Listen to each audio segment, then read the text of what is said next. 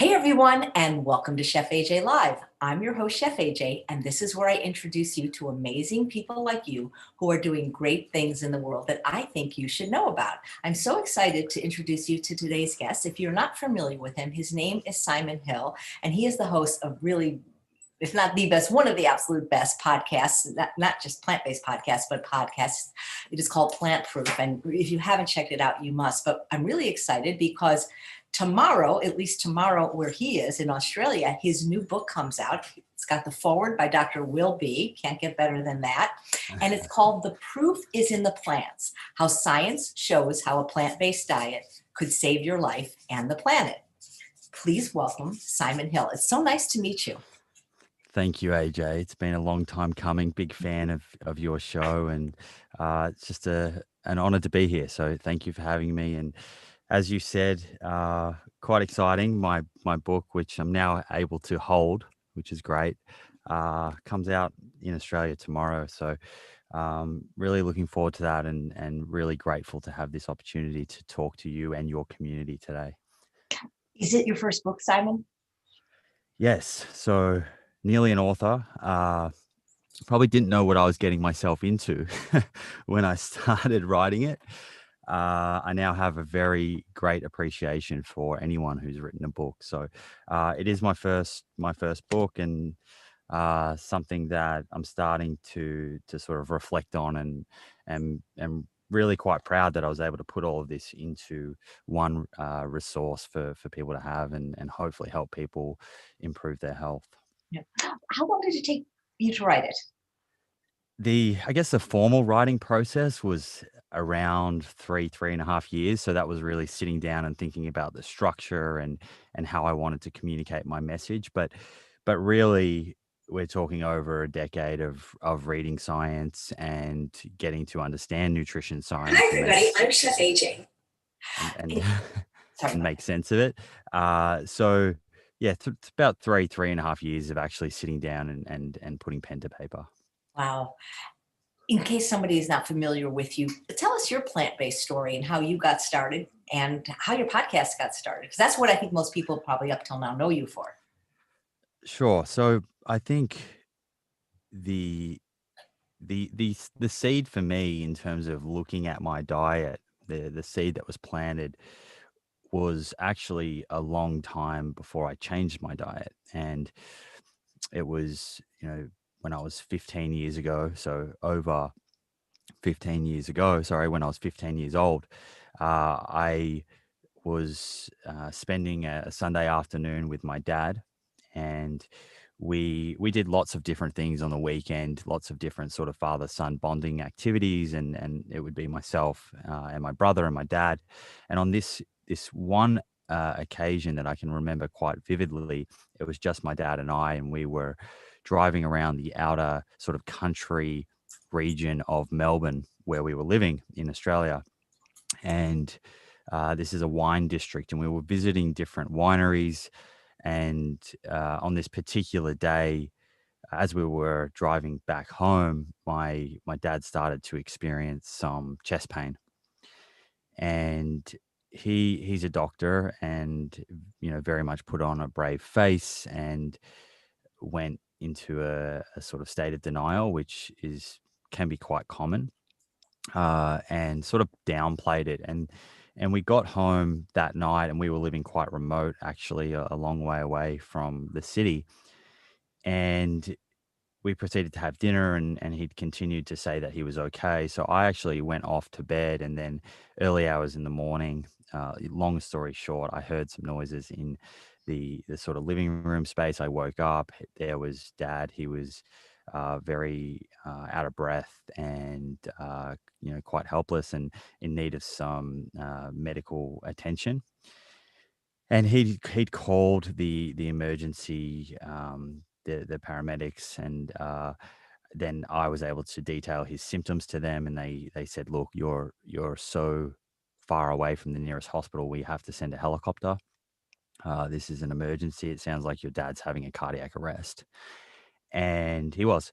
And so they sent a helicopter, and that was that moment for me was the first time in my life that I saw how important health was, and what loss of health looks like, and how that can creep up on us very quickly, and it can almost come out of nowhere. And there was a lot of course, fear, and that everything was moving at a million miles an hour. And I was only 15 years old, so it was quite hard to digest at the time. Uh, he was taken by air to the nearest hospital, and connected to all these machines and whatnot, and put onto a stretcher. And he I trailed by ambulance. I couldn't fit in the helicopter. By that time, I'd called my mother and my brother, who were elsewhere, and they came and met us at the hospital. And the Western medicine saved his life and gave him a second chance. But he's very, very lucky that is not the case for everyone. And there are many people where that out of nowhere cardiac arrest results in death. Sudden cardiac death is a major, major killer, and it can come without any clinically diagnosed symptoms. And he was given a second chance, and he's taken that second chance and made the most of it. So I'm incredibly grateful for that, and the role that Western medicine played in keeping him alive. But what sort of sticks in my mind is, on that day when we were speaking with the doctor that I now believe would be a cardiologist, probably, he told us, my brother and I specifically, that having taken my dad's history, not only did dad have cardiovascular disease, but his father had as well, and that that cardiovascular disease tends to run in families.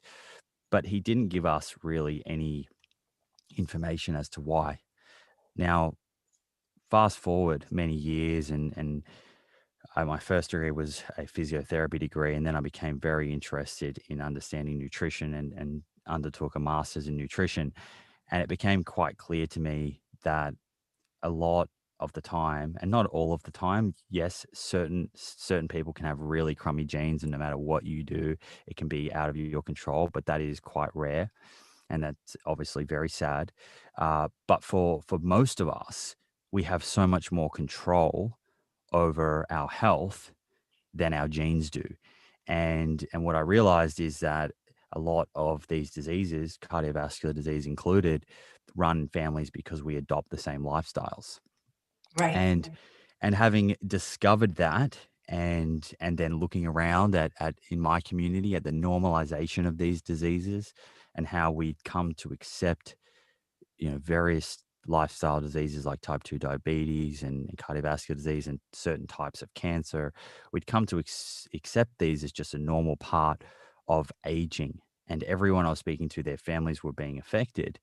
And don't get me wrong, we all die one day, but there is a big difference between living most of our years in good health and being able to do more of what we love, compared to living with many of our years on lots of medications with side effects, in and out of hospital, and doing less of what we love. So it was this discovery that really inspired me to keep drilling into the nutrition science, to get a lot of clarity around what does the science show us, and then to eventually start the podcast, so I can sit down with experts and discuss these things with them, and hopefully share information and inspire people in the community to take control of their health, and not sit around and wait for the food environment to change, and government legislation and things like that to change. Yeah. Wow.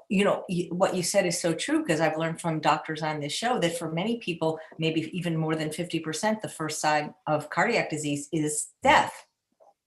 That's right. So I think it is the number one cause of cardiovascular death outside of a hospital, is sudden cardiac death. And as you say, no clinically diagnosed symptoms. It's one moment you're alive and thriving, and the next moment, unfortunately, you've passed away. And we can often think of a disease like cardiovascular disease, and kind of depending on someone's age, we can kind of think we're immune from that. That's a long time away. But what we understand is the disease process is bubbling away under the surface of the skin, for a long time.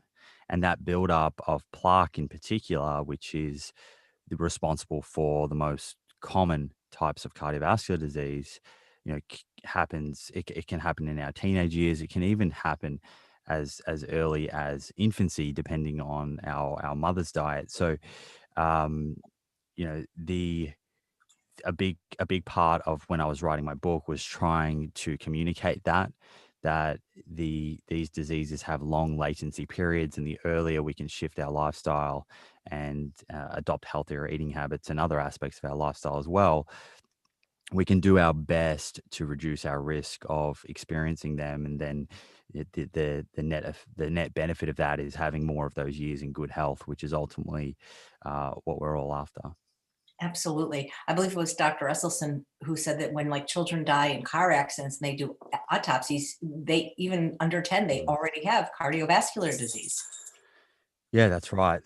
You can start getting those fatty streaks and even little bits of plaque in young children, which is very sad. But yeah, it speaks to the fact that this is a disease process that bubbles away under the surface, and um, you know, eventually, usually in that sort of fourth, fifth, sixth decade is when we start to see the symptoms. But why wait for the pain to change your lifestyle? Hopefully, we can empower people to make the changes before they experience an event. Right. So many people say, well, I have heart disease, it's genetic. And yes, there is a genetic component, but there's also a recipe component. That's what is passed down as much as the genes. Yeah, and look, you can have crummy genes, and if you modify your lifestyle, it's not guaranteed with crummy genes that you're going to get that chronic disease, that's the empowering thing. We can to a large extent determine whether certain genes are expressed or not. So if we've been dealt a bad card, um, there are many things that we can still do within our power to limit the expression of those genes and to take back some control. Oh. You mentioned that not only your father had cardiovascular disease, but his father. What were their diets like? And what was your diet like growing up, Simon? My father's diet was quite typical of the Australian diet, and so was his father's diet from everything that I've been told, which was, look, not a whole lot of ultra processed foods, so that's a good thing, but really, meat was the hero of the plate. Animal protein was the hero of the plate, no matter what sort of meal it was, breakfast, lunch, or dinner. And the vegetables were an afterthought. Meat and three veg, and very little plant diversity, not enough fiber, um, not a whole lot of ultra processed foods, as I said, which is a good thing. But it's today in Western countries, in America and in Australia, around 70 to 85% of total protein that we eat is animal protein, and it's just too much. We need to be really flipping that on its head, and meat shouldn't be the hero of the plate. So, my diet growing up as a kid, I had a very similar diet to my dad in terms of mom and dad would cook a lot of home cooked meals, so I was very very grateful for that. But meat was still the hero of the plate, and then in addition to that, growing up in Australia, celebrating sport or after sport, that's where a lot of McDonald's and takeaway and the real ultra processed kind of junk food definitely crept into my diet. Uh, and then as I got into my early 20s, I removed all of those foods. I was aware that those foods were not making me feel great. And I'd started working out, and I'd started working with elite athletes when I was a physiotherapist. So my diet was better than a sort of standard Western diet, but it was still, I was very animal protein obsessed in my early 20s. And my idea of nutrition was breaking it down to macronutrients. I wasn't giving consideration for where my nutrients were coming from. It was very much about the numbers, and I saw animal protein as the gold standard. And really that's a cultural conditioning. It wasn't that I'd gone out and done any research at that time. I was just surrounded by people where that was the common thought. Uh, so yeah, I was challenged a lot when I started to read the nutrition science. Um, we can dive into that a bit deeper if you want as well. I'd love to, but first I wonder, did your father have to undergo open heart surgery or stents? No, so he avoided having a stent, and he did have a couple of procedures that he didn't end up with a stent. He had some arrhythmias that occurred later on, and had some an ablation is what it's actually called. But he's been, on statins and blood pressure meds ever since then.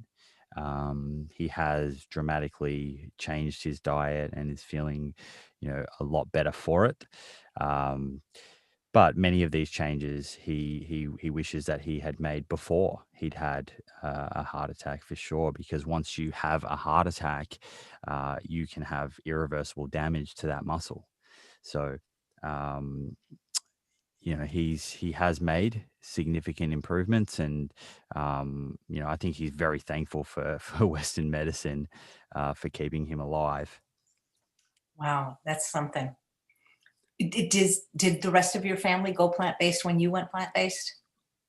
Yeah, so my brother, actually, it's quite interesting. So my brother was coming up to stay with me in Sydney, and this was about 6, 7 years ago now, which is when I changed my diet. He he was coming up to stay with me, and he called me and said, "Hey, I just want to give you the heads up that Lauren, his fiance at the time, his wife now, and I have started to change the way that we're eating." And I said, "Okay." And he said, "Look, we can do a grocery shop together, and I can help choose what restaurants we go to."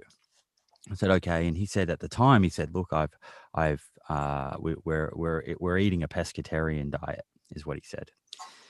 And he said, "Look, we're feeling great. I've come across this information that reducing animal protein, particularly red meat, is going to be great for our cardiovascular disease risk. And of course, having the memories of our father having his heart attack and what we were told, that was always in the back of our mind." My brother's not from a scientific background, so he had kind of taken this information from other people, implemented it, and just started to feel better. That was enough for him.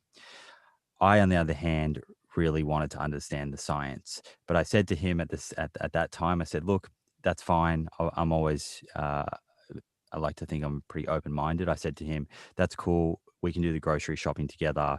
You can help me out, and I'm sure it's going to be fine." Then a week before he came up, he called me up again and he said, "Look, we've changed our diet a little bit more." I said, "Okay, what's that mean?"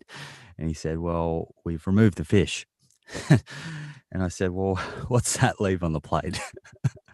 uh, and he said, "Well, we're only eating plants." And I said, "Okay, well, I'm still completely open to it. You're going to need to help me out a little bit more." And he came up, and we had a great week together. And to be honest, because he's not scientific, there was no there was no lecturing or judgment or anything on his behalf on me. All we did for that week was we ate really good food. And by the end of the week, I was in a position where I realized I didn't need to sacrifice on flavor. And that was the sort of lasting impression of that week. So I had in the back of my mind that he'd told me initially this was good for cardiovascular disease. And having seen that I didn't need to sacrifice flavor, I was motivated to look at the science a little more. But I will be honest, when I started to look at it, many brothers have this kind of rivalry. I really wanted to prove him wrong. I was quite happy with my meat heavy diet. It was serving me quite well. I didn't have any significant health issues on the outside. For all intents and purposes, I was in my early 20s, young, fit, thriving, and I didn't really want to change my diet. And as I started to go through that science, I realized that eating the animal protein that I was eating was quite hypocritical in terms of what I was reading. And if I was going to eat in a way that was going to reduce my cardiovascular disease, I needed to seriously change my approach to food. And that was challenging. And even the process of changing my diet, I think sometimes we can forget that how challenging it can be. And I always try and remember back to that process of making those changes. It was hard. It was hard work. Like changing our behavior and changing our habits is not easy, and it's not easy in a world where uh, animal protein and meat is the norm, and we're surrounded by it. And it took me around 6 to 9 months to completely change my diet. I stepped it out sort of piece by piece, little bit by little bit, built my confidence. Was reading a lot of science at the time, and I needed to know that. I write in the book that if if we knew that you could just eat kale and you'd live to 150, that wasn't enough for me. I needed to know that I could still perform. I could still be strong. I could still pursue my athletic endeavors as well. And I didn't have to sacrifice that in order to get longevity. And that was a process, a lot of challenges, a lot of mental challenges, things for me to get my head around. There are many myths and sort of misconceptions about nutrition. Many of them I held. I had those deep beliefs, and it took time for me to work through those. And then once I had really done the work and worked through those, yeah, I guess in my community and in my friendship group, I took the approach of just leading by example, and was getting privately, usually not in the group setting of lots of my mates at the one table, but privately, they would all be coming to me and asking me the same questions, and I could see that everyone was really interested in this approach, and quite frankly, a lot of people were coming out of the woodwork with health issues that I didn't know had health issues, and were coming to me asking me the same sort of questions, which was then what inspired the social media and whatnot to kind of centralize this knowledge. When you stopped eating meat, was it difficult because you really liked it or because you felt you needed it, or maybe a little bit of both? I think it was a combination of the two. Like I would be lying if I said I didn't like it. I enjoyed my meat. Um, I I enjoyed having a big steak.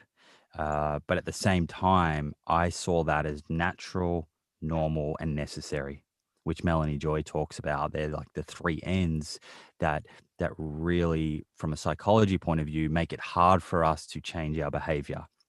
And I was deeply entrenched in those beliefs, deeply. Yeah, for me, it was very challenging. Wow. But you're happy with your decision now. Oh, absolutely. I mean, the biggest part for me was arming myself with the information to be confident. As I was making the changes, the objective feedback I was getting was telling me I'm doing the right thing because I was feeling lighter. I was feeling like I could recover and train with greater frequency. I was feeling more energetic.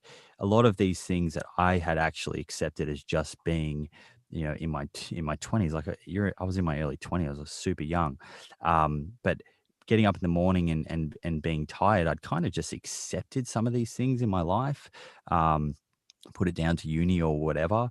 But I started to notice that I was much more energetic, and getting up in the morning was super easy, and my energy levels through the day were better. So once I had started to make the changes, it was the objective feedback, and wow, I'm actually feeling better. This is working. Um, which then gave me that extra level of confidence just to continue on and ultimately arrive at this point where I was eating a completely plant exclusive diet. Wow. That's amazing because I became vegan at 17, 44 years ago, but I did it. I didn't even care about my health. I was obese and I was just doing it for the animals. But in your case, you seemed like you were a really healthy guy. You weren't overweight. And the fact that you made that change is remarkable because I think most people are more like your dad. They wait until something happens.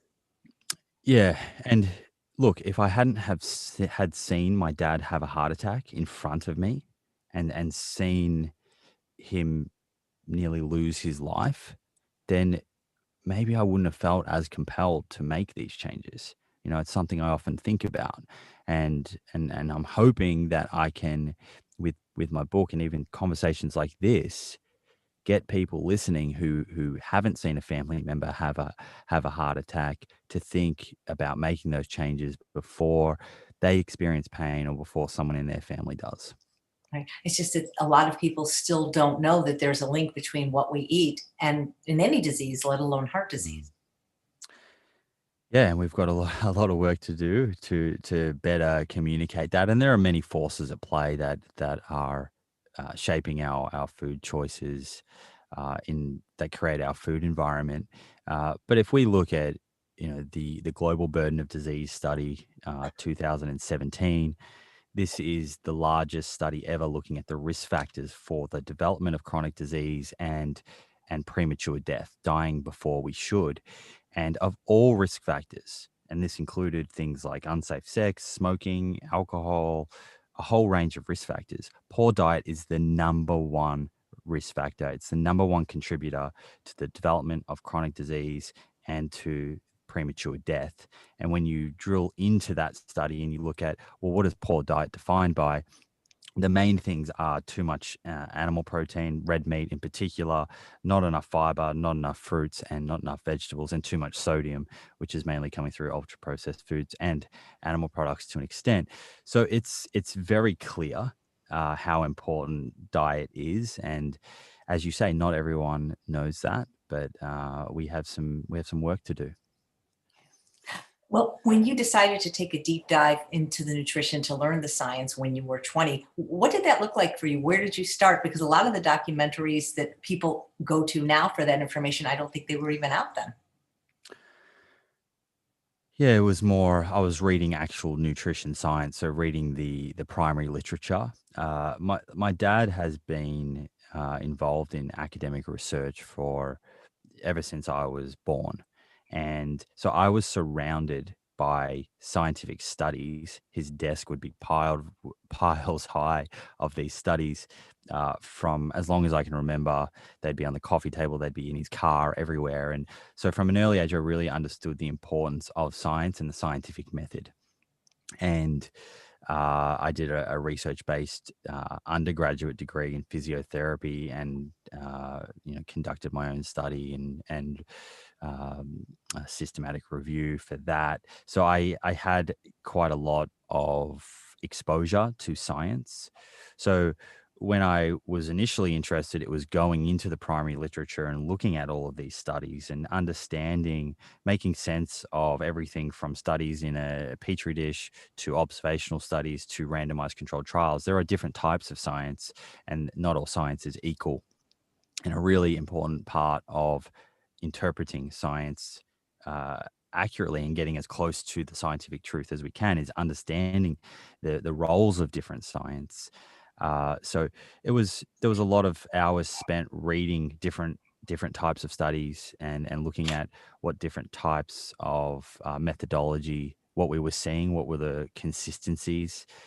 And then I was obviously very motivated to do a master's in nutrition and take that to another level, and do a very research focused approach with that. Um, so yeah, early on, it was literally going through and reading the studies. It wasn't that there was a documentary I could really go to or a single book. I mean, there was information online, but nowhere near what there is today. Right. Well, I love, the name of your book, your website, your podcast, Plant Proof. Proof. That's what you wanted.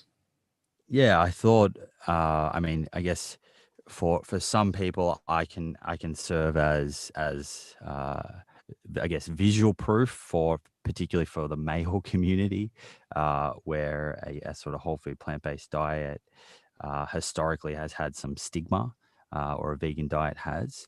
There's been this stereotypical view of what a vegan diet or who it's for and who will benefit from it, but also, as you say, the scientific proof, which is what's really most important to me. And in writing my book, there's a huge focus on science and making sure that the information that I've put in the book is the scientific consensus.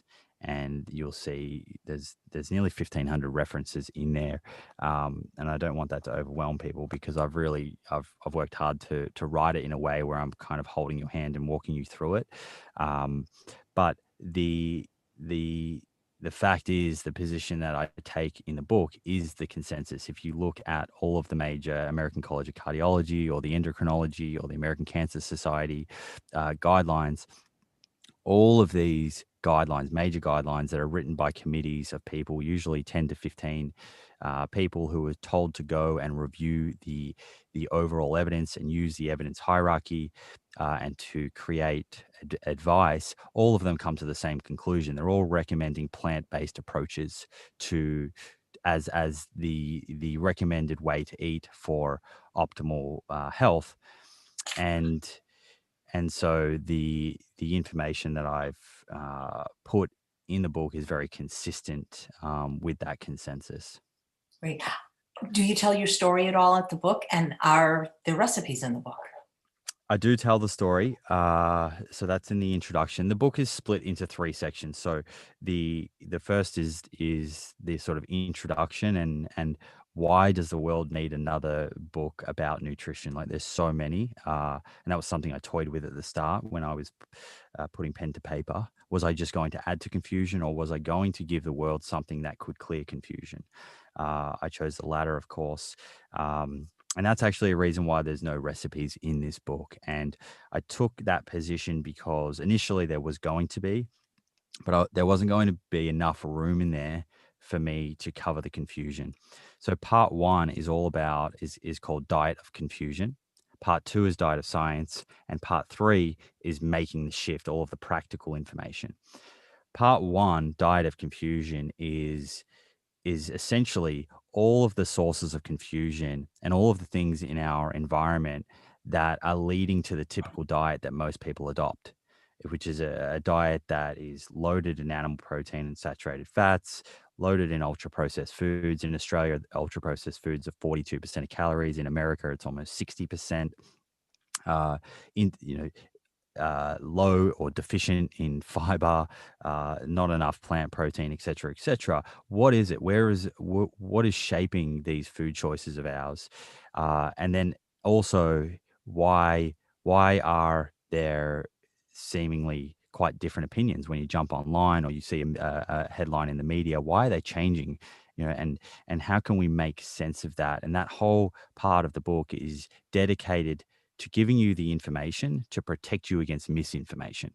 So what I want is the reader to understand all of the forces at play, because when we're aware of them, then we can move forward with confidence and not be derailed next time there is a wacky headline, or next time someone on social media is saying something that seems to be the exact opposite of what we've heard elsewhere, or next time we go to dinner and someone's saying something that doesn't sound right. I want people to understand where these sources of confusion are coming from. And then the second part of that is the diet of science. So when you understand where the confusion's coming from and you clearly understand where the science lies, you can move forward to the practical side of things with great confidence. And we can just get on with eating and adopting a healthy dietary pattern, and just focusing on living a great life. Yeah. Well, so many people in the chat are commenting they love the sound of your voice. So I'm wondering, will we have an Audible version to look forward to? Yes, there is. So there is an audio version. It will be coming out in Australia a little bit after the book is released. I think about a month after. International publication of the audio book. Again, it's kind of like, when's the book going to be on the US shelves?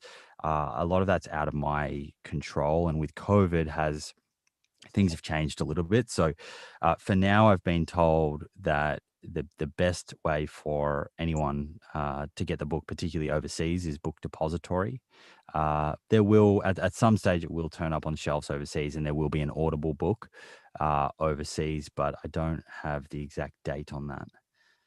Great. That's what I've been posting in the chat, the link to the book depository. And a few people are Okay. saying they've already ordered. So thank you. And Kim, who's watching live, says, I love the Plant Proof podcast. He's been a calm and rational voice for veganism and health. When did you start the podcast? At what point of your journey? Actually started in 2018. I was in Venice Beach, and I really had no idea what I was getting involved in. And I think that actually worked out in my benefit. I was quite naive, which meant I didn't have a whole lot of fear. I mean, we all have doubts when we're trying to do something new, but I kind of just threw myself into it and was amazed by people wanting to listen to it. So after putting up a few episodes and receiving quite a lot of feedback about people who had been impacted by the episodes, I was inspired to turn it into a regular thing. So yeah, it was in Venice Beach in 2018. I think I think I had Nimai Delgado, who lives in LA, is a friend of mine. I think he was on in the first couple of episodes.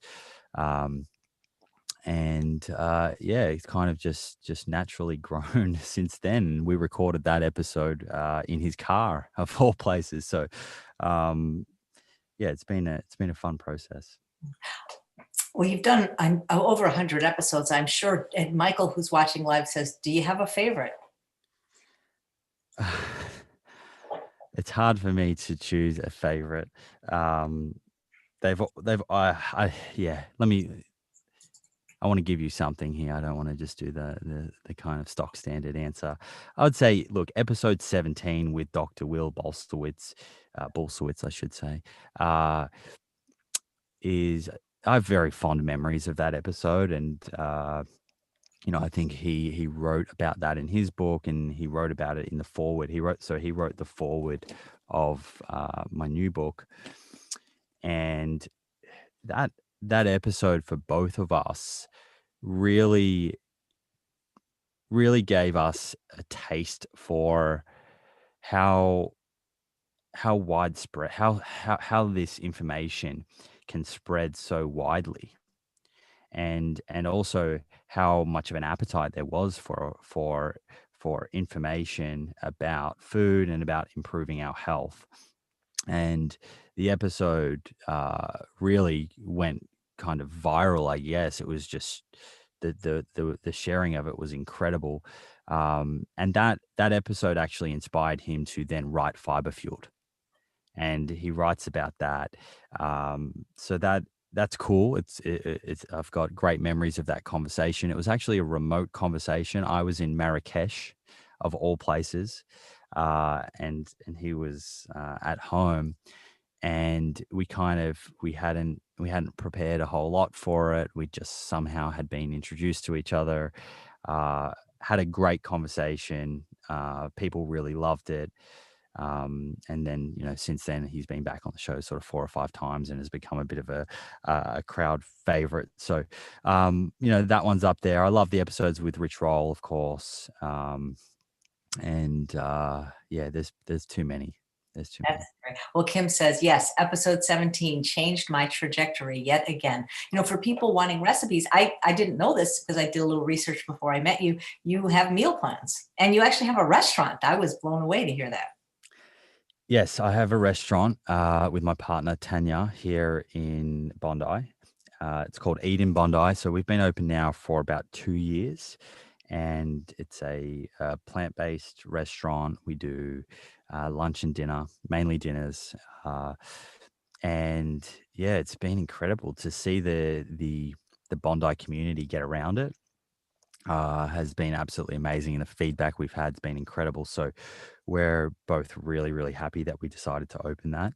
Um, Even though as soon as we opened, we had the Australian bushfires, the wildfires, and then we had COVID, of course. So it's been a bit of an interesting start to hospitality in terms of what's been happening around us. But the the the community aspect of it has been incredible, and we're really, really grateful for all of the support that we've had there. And then, yeah, in terms of meal plans, to support the book, as I said initially, I had planned to put recipes in the book. I just felt like it was squeezing out some of the science that I wanted to communicate. To support the book, I have a meal plan, which is available at plantproof.com/meal plan. And you can just put in your email there. It's a complimentary meal plan. Has about 20 odd recipes in there and nutritional information and things like that. And the idea is that can help you put some of the practical information in the book into practice. That's great. And the link, all those links are in the show notes. And you Okay. also contributed recipes to an app that Chris Hemsworth has. Is that correct? Yes. So I've been working with Chris for, gosh, over 3 odd years now. And he very kindly asked me to be a part of his app, which is called Center. So I contribute in there to the plant-based recipes, which has been awesome. The community in there has been progressively becoming more and more interested in eating plant-based and incorporating plant-based meals into their own meal plan. So that's been fun, and yeah, working. Chris is a super curious guy and really interested in plant-based nutrition and what it has to offer. So yeah, it's been a really fun process, and I think there's a really bright future for that app. So I'm kind of quite excited to see where it goes in the next year or so. That's neat. Is there a big interest in plant-based eating in Australia in general? And are there any plant-based practicing physicians there? Yes, Doctors for Nutrition is a great organization. So if someone was looking for plant-based doctors, I would recommend looking up Doctors for Nutrition. They're a bit of a central resource, and through them you can find physicians across Australia who are up to date with the evidence and specialize in plant-based nutrition. Uh, and in terms of the community, I would say there is a very big shift in terms of people being more open to this way of eating and being more curious about it, which is it really excites me. I mean, I think my book being on shelf is very timely here in this market.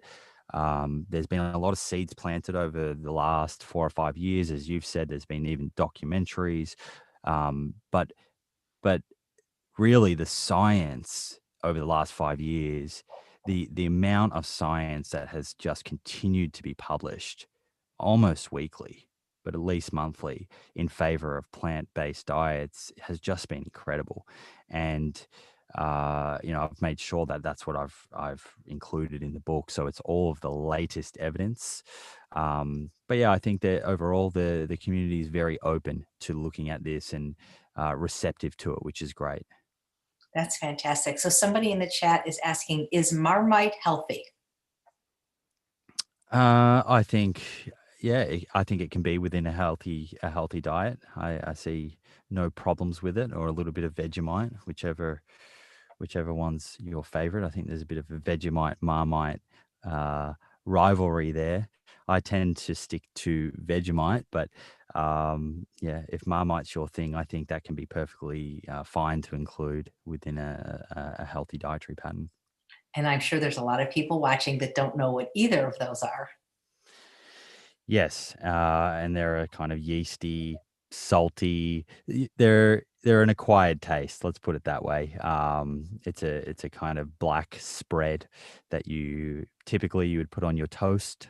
Some people enjoy it with avocado of all things. Um, but it's an acquired taste. The Vegemite is sort of an iconic Australian uh, breakfast spread, so to speak. Um, and is yeah, you either love it or you hate it. No, it's sort of like cilantro in that way. That's right. Yeah. There's no in between. So tell me about the degree you got in nutrition, and are you going to be working with actual clients with that? It's a good question. I don't really have the time right now with the show to see clients one on one. I would love to. I wouldn't rule that out though, because thinking back, particularly with my physiotherapy days, y- a lot of everything that I'm doing, I would say, is because I love the feeling, the reward of helping someone upgrade their health and achieve their goal. And the podcast allows me to reach many more people than I could see in a clinical setting, in a one-on-one setting. But in saying that, there is obviously tremendous value in the clinical practice side of things and being on the ground. So, yeah, I wouldn't rule it out. I think I'd love to be able to somehow integrate that into everything that I'm doing for sure. The degree was a master's in nutrition, in clinical nutrition and research. So, quite a sort of broad nutrition degree. That's amazing. You might be one of the only podcasters with that degree. So was it several years? Yeah, it takes, it depends if you were to apply yourself full time for it or part time, but typically most students probably get through it in about 4 years. It's a long time. That's like almost going to medical school. You say, Yeah. you may say physiotherapy. Would that be the same as, like in this country, physical therapist? Yeah, same thing. So my undergraduate was also 4 years. So that was a 4 year undergraduate. And I did honors, which was the extra year there. But yeah, same thing as physical therapy. So that was, focused on anatomy, a little bit of physiology, really around biomechanics. How does the body work? Thinking about injuries and rehabilitation, and all that sort of fun stuff. So not something that I use in my day-to-day now, but I will say, uh, understanding all of that really helps me see the body, in a complete form, not just anything in isolation. So understanding the anatomy and the physiology, and then all of the nutrition science, I think, has given me a really good appreciation for this vessel that sort of we have. Well, I think the next step for you, my friend, is medical school. Yeah. Yeah, my dad says that too, but I didn't quite get good enough marks. I was accepted into medical school in Tasmania, which is a a state, and I don't want to offend any Tasmanians. I was just very young and didn't want to leave Melbourne and go down there. But my marks weren't quite good enough to get into medical school at Melbourne University, where I would have loved to have gone. But um, I really enjoyed the physiotherapy degree, and uh, I had a lot of friends doing that as well. So it was a choice based around not only the curriculum, but also continuing on with some of those friendships from my high school into university. That's neat. Kim wants to know, do you run retreats? Yes, we run usually 2 or 3 retreats a year. Obviously, that changed with COVID. We just ran one recently, which was a very health and fitness focused retreat. I think in 2022 we will, and as travel opens up, I will probably look to kind of program in a few more retreats, and also have some that are more health and fitness focused, and then some that are a little bit slower and more focused on cooking and education. That sounds great. And they are in Australia? Well, they had been in Australia and Indonesia. This year they're just in Australia, but I would love to run some around the world, and there are other parts of the world, in North America and in Mexico, that I'd Palm love to. Springs, Palm Yeah, Springs. Palm Springs, that would And I be can fun. be the chef. Yeah, exactly. That would be amazing. So yeah, I think we just need to wait and see what's happening with travel. Yeah, absolutely. Do you have any either funny or embarrassing stories about your podcast that you can share? I'll tell you mine so that you won't feel so bad. So I'm not very good with technology, and I had to learn Zoom just like everybody else. And one of the things I do, because I've done a show daily now for over a year, I'm almost here, episode 496. I'll be at 500 on Wednesday. Is I have an exercise routine in the morning, but I always like to open the Zoom early in case the guest comes early. And I didn't really know this, but I had taken a shower, and thank God I had my towel on, because sometimes I don't have a towel on and I'm opening it, but I don't know that I'm actually broadcasting. And there I am in a towel, and I'm live, and I didn't know it. And then I had another podcaster make fun of me, and then he did a little routine. He was a guy where he like went in a towel, and so that was my little fun story. um, well, congratulations on the 500 in advance. That's Thank you. amazing. Thank you. What have I had? I think mine are more rookie errors more than, I mean, they still are embarrassing, but I think Peter Chavoni in episode must have been 4 or 5 or maybe even 2 in New York. I had Peter on, and we had an incredible conversation. And this was when I was just learning how to use the recorder. I meant it when I said I really just threw myself in. I really had no idea what I was doing. And we had a conversation for about 2 hours. And then afterwards, I realized it had not recorded. Oh, So that was quite embarrassing. But fortunately, he really enjoyed the conversation, so we were able to redo it again the next day. What else has happened? I think, to be honest, I think most of the embarrassing things are just technical issues.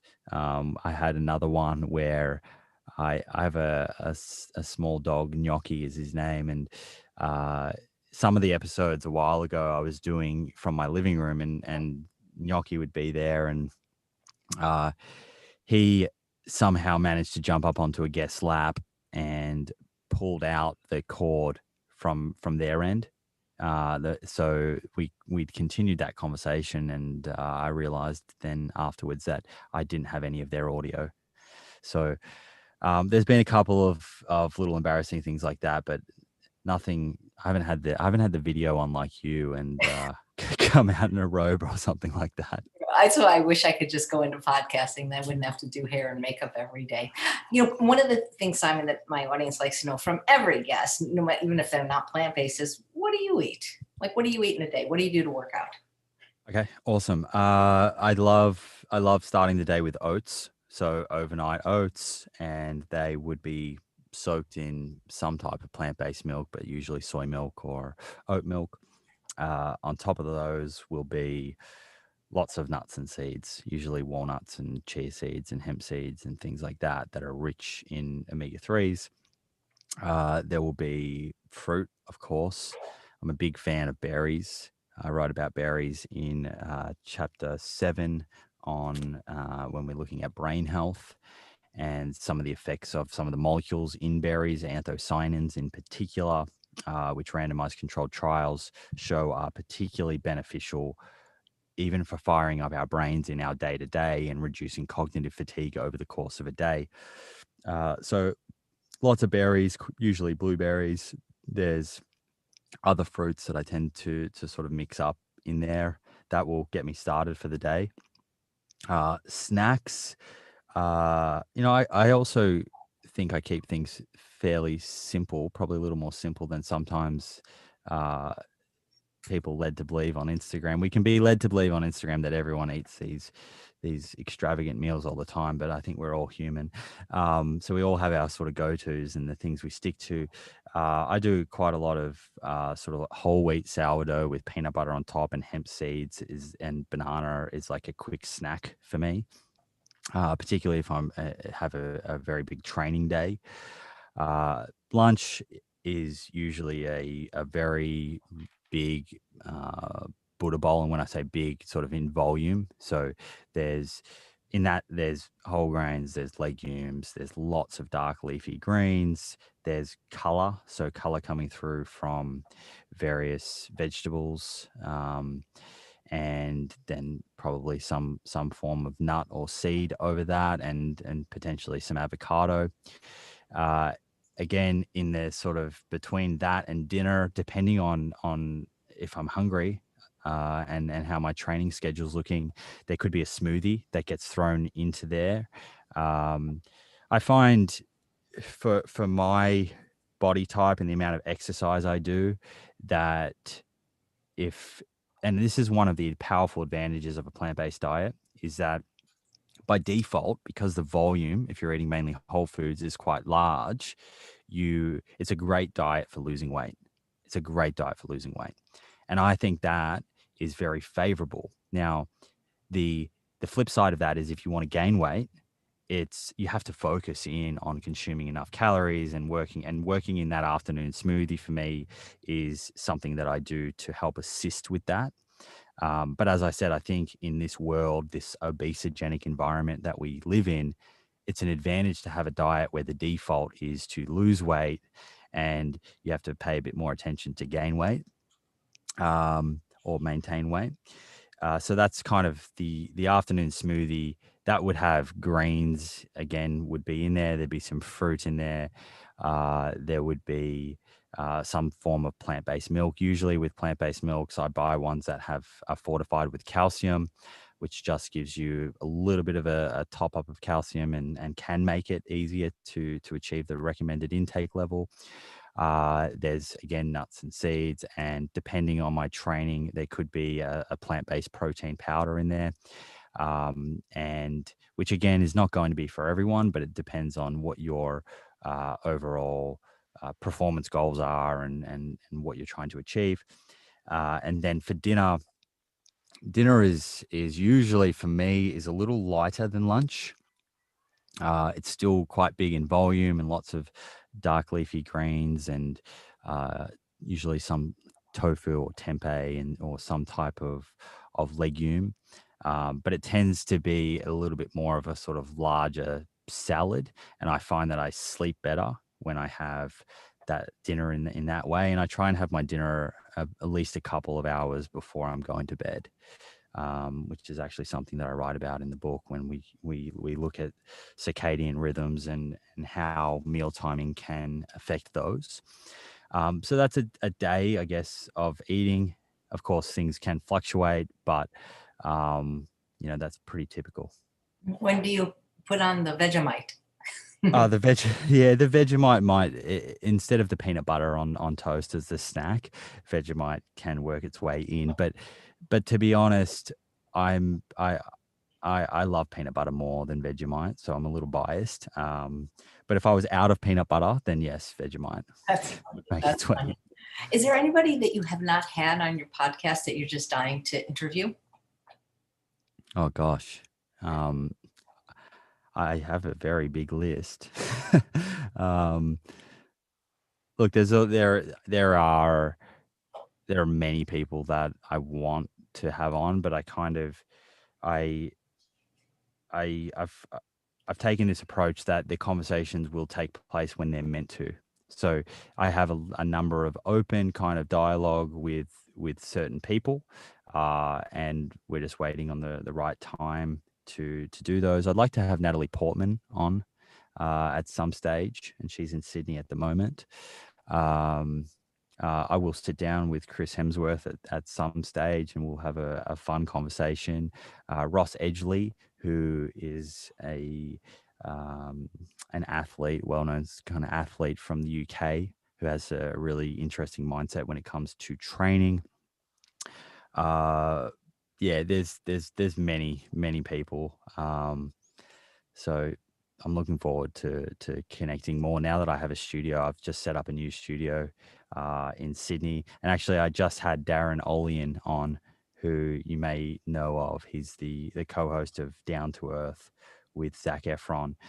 So I'd been really looking forward to that for a long time, and he's great. He's so energetic and just beaming with information. So that was fun. Do you ever get nervous, Simon? Because I find when I get one of those people that I've always wanted to interview, like Michael Moss, who I've been asking for, almost 10 years, when they finally say yes, I'm just like, I'm so nervous during the podcast or the interview that I don't even enjoy it because I'm so worried. Yeah, and I think that's the trouble, right? It's, if you build it up a little bit too much, then you might not enjoy that conversation. And it's a tricky one, because early on I really loved doing most of my conversations in person. And in person, the advantage of in person is it gives you a little bit of time to sort of break the ice with someone. But I think going through COVID and doing a lot of remote ones, I've realized the advantage of remote is you're going to have conversations with so many people that you would have never crossed paths with. Um, so you're right, nerves can kind of can definitely creep in, and we'd all be lying if we said we didn't have any nerves. Um, but I kind of just tell myself that at the end of the day, they're just another human, and we're just having a conversation. It happens to be recorded, and just to enter it with a curious mindset, and not think about what what the listener will think about it, or be thinking about the listener too much during the conversation. Just take it as a conversation, and when I do that, I find the conversation is much better. The other one that I would say is George Monbiot, or Monbiot. I'm not sure how you pronounce his last name, but very big environmentalist, and uh, I have been speaking to him, so I'm hoping that that conversation takes place sometime this year. You do one episode a week. Yeah, I've been doing, roughly one episode a week. I think during the book writing process, I might have fallen off the wagon a little bit there. Um, but roughly one a week, or one every 10 days kind of thing. Great. Joan, who's watching live, wants to know what's your exercise regime and what's your favorite way to prepare tofu? Okay. Favorite way to prepare tofu. Tofu is great. It's like a sponge. So takes on most flavor really nicely.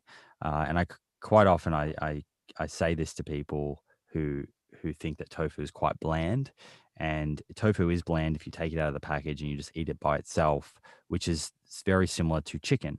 If you just took chicken and cooked it without any marinade or seasoning or spices, it would also be quite bland. The great thing with tofu is that it is like a sponge. I tend to like sort of the cumin and paprika and tamari, ginger style marinades that I use to sort of soak the tofu in for a period of time, and then either bake it or cook it in the pan, which is super simple. Sometimes I might even add a little tiny bit of maple syrup in there if I want a slightly sweeter marinade. Um, but yeah, I kind of, to be honest, I mix that up a lot as well from time to time. I think most of my cooking starts with a pan and onion and garlic in the pan, heating that up, and then just grabbing lots of herbs and spices, and usually something like a tamari, and creating a marinade for the tofu. Nice. So you cook yourself. Yes, trying to cook as much as I can, and I think just cooking ourselves at home offers so many advantages in that we know all of the ingredients that are in there.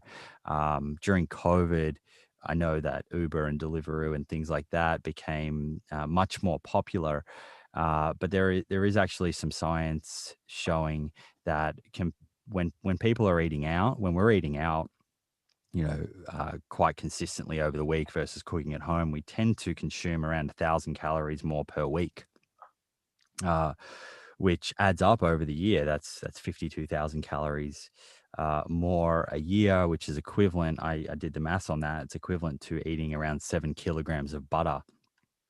Uh, so there, yes, in short, I try to cook as much as I can at home. Of course, eating out with friends and whatnot, that's part of life, and that's fun.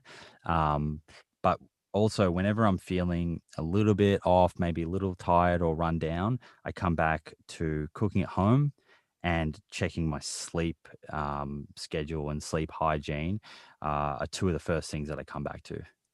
Nice. Back to basics. And what's your workout routines like?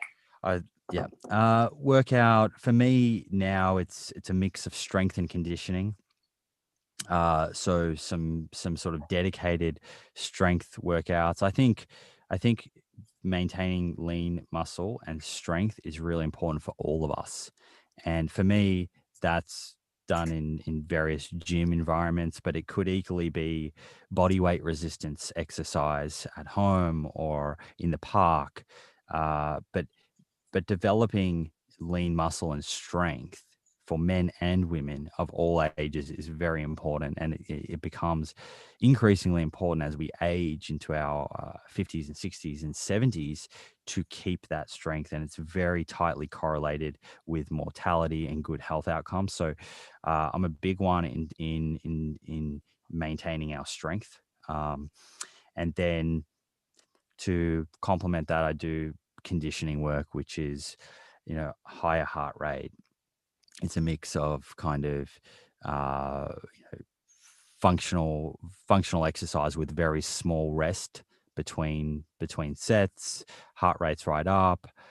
It could be in a gym environment where you're using things like a rower or a ski erg, or doing shuttle runs. And then in addition to that, I try and walk as much as I can, uh, and drive as little as I can.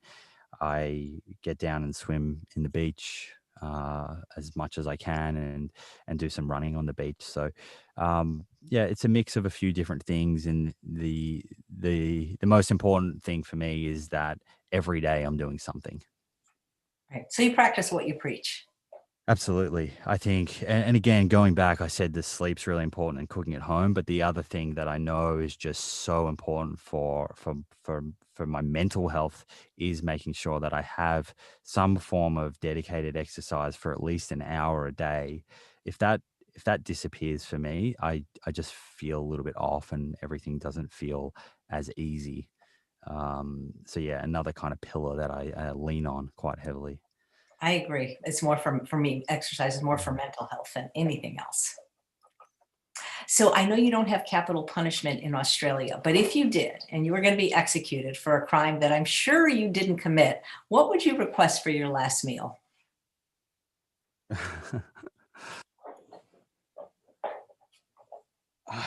That's a really good question. Can I request a three course? I A think I three think course? I think you can actually request just about anything. When I asked Dr. Goldhammer this question, he had said something that is no longer in existence, so Oh that they would wow. take forever to find it, and then he wouldn't be executed. I don't remember Oh, what the food was, but yeah. that's a very smart answer. Um, I would I love our cauliflower wings that we have on our menu at Eden, so I probably would have to start with those. They're a bit of a treat, but I think I would have to finish on something that just has is attached to really strong memories. And there's a coconut, lime, green curry that I just absolutely love.